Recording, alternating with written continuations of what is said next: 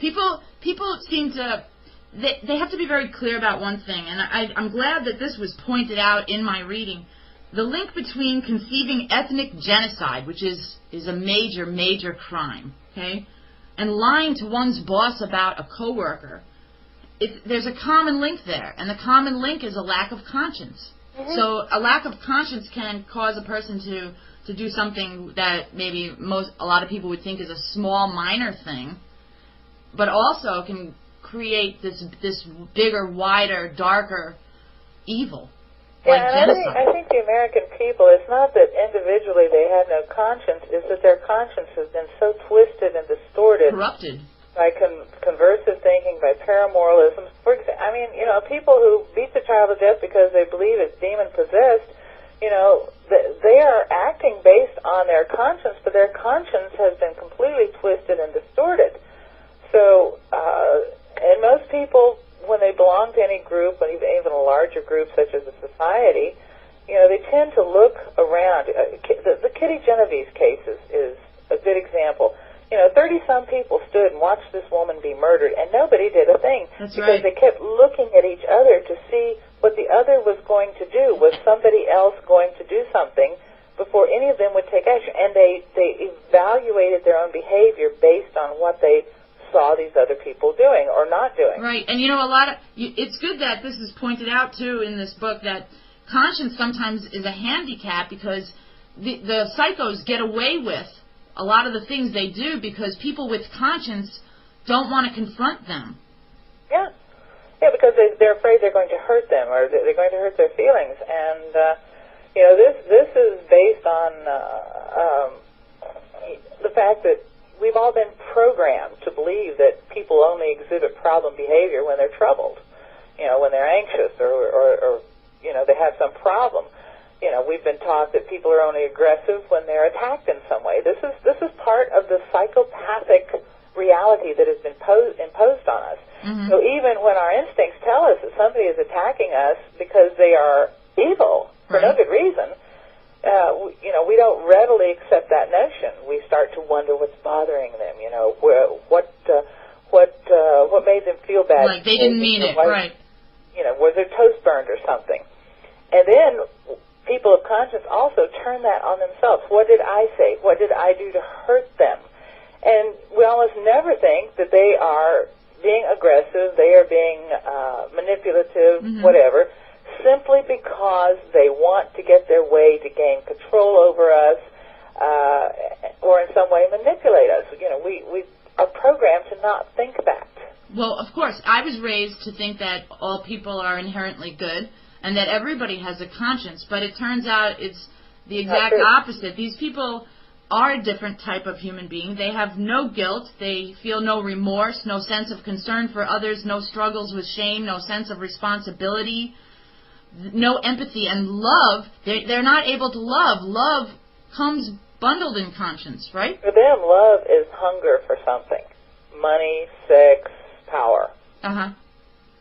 And that's the thing that drives them. And, the big problem, of course, is, the legacy of Sigmund Freud. His theories and the theories of others who built on his work have influenced current-day psychology to the point that it's been, completely twisted and distorted. And the Freudian psychology underpins, it's the foundation of many of our other scientific disciplines as well as our social institutions and enterprises. It's all based on understanding, on imagining that everyone has a conscience, and if social responsibility just, completely lays down and tries to understand and cope with people who have problems, that, they will stop having problems. And if you think about it, this is the perfect cover for psychopaths. Right. Because then no matter what they do, they get excused. Right. They're just neurotic. And if we embrace the evil, at what price do we embrace it? What does it do to us? Yeah. But I started thinking about, like, a lot of these people on TV who get arrested for, say, a mother killing all her children, and how they go back and forth and they're trying to find some kind of insanity defense, that she's sick. She's just a sick person. Could a lot of these people just be inherently evil people? Well, once again, it's a little bit difficult to generalize because in some cases it's true, in some cases it isn't. In some cases, people have been driven crazy under stress by the psychopathic reality in which they live. And this tips them over the edge, and this is how psychology is. It's the abuse of psychology by the psychopathic regime. And in another case, for example, there was the movie Small Sacrifices about the woman who killed her children just to get a boyfriend, Mm-hmm. So, this woman is a psychopath. But on the other hand, a woman who suffers from postpartum depression and has a really horrible situation, there are cases. You have to examine each case individually because a woman can be driven over the edge, just as a person can be engulfed in a cult and think that beating their children to death to get rid of the demon is saving the child's soul. And they may have a conscience. And it may be being done, because of paramoralistic insinuation into their psychology. So, you can't make, in any case, a broad general rule. And that's another evidence, believe it or not, of psychopathy, the black and white view of the world. You make rules, and it's this way, it's black or white. The simplistic explanations for everything, without understanding the broad range of human psychology in individual cases. Context. Yeah, because this is something that has emerged from the Judeo-Christian ethic. Also, it's either black or it's white, and there's no individual understanding. But because of the fact that the human being, normal human beings, and here again, human beings who have the potential conscience as opposed to those who do not. Mm-hmm. I'm going to repeat what Ark said because I think it's really important that we repeat it. A lot of people, or there's some people in the 9/11 truth movement. Let's call it an effort. I hate that word, movement, because there's no movement. There are some people that are saying that if we just get rid of this one group of people who appear to be psychopaths, that we're going to solve the problems that are currently going on in Israel, Lebanon, and America, and throughout the world, and there we have it. That's the solution. But your husband, Ark, made a really good point that if we just get rid of that group, the psychopaths will just reform and recreate into another group because psychopaths gravitate toward one another, and they also do this in the 9/11 truth effort too, don't they? Well, sure. And the 9/11 so-called truth effort movement, whatever it is a typical example of a venue in which psychopaths thrive. Because whenever there is a void of official explanation of authority, whatever, when there are big questions to be asked and answered, and the official culture does not deal with this appropriately, there are self-made impresarios or experts or whatever that move into that void and become the experts. For example, some years back there was the whole UFO thing. Well, the official culture, just ridiculed it and said, no, there's no such thing, UFOs, aliens, blah, blah, blah.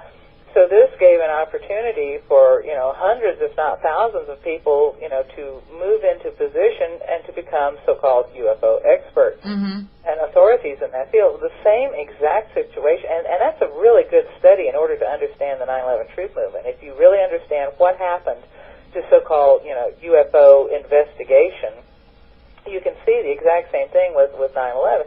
And also it's the same thing with the JFK assassination.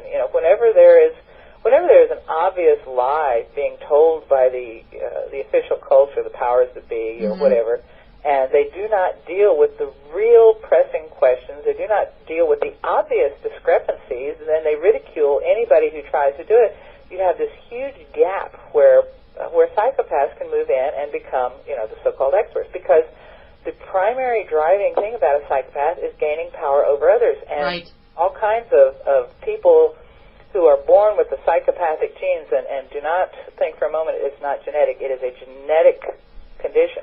They see, here's an opportunity for me to climb up on top. I can become an expert in this. Psychology is also a field where psychopaths are attracted. because, it's fairly easy to get a degree in psychology and become a psychologist, and you're an expert, So any venue where they can move in and gain power over others, become an authority, is very attractive to the psychopath, especially if it can be done with the least amount of effort. And that's basically describes the 9/11 truth movement. Then there's another problem. Because, of course, if you have such an issue as 9/11, which is probably the greatest crime of this century, well, at least at this point, I think there's some other big ones coming up. Yeah, I agree. This bigger, wider, darker evil. Like genocide. I think the American people, it's not that individually they have no conscience, it's that their conscience has been so twisted and distorted. Corrupted. By conversive thinking, by paramoralism. For example, people who beat the child to death because they believe it's demon-possessed, they are acting based on their conscience, but their conscience has been completely twisted and distorted. So, and most people, when they belong to any group, even a larger group such as a society, they tend to look around. The Kitty Genovese case is a good example. 30-some people stood and watched this woman be murdered, and nobody did a thing. That's because right. They kept looking at each other to see what the... People seem to... They have to be very clear about one thing, and I'm glad that this was pointed out in my reading.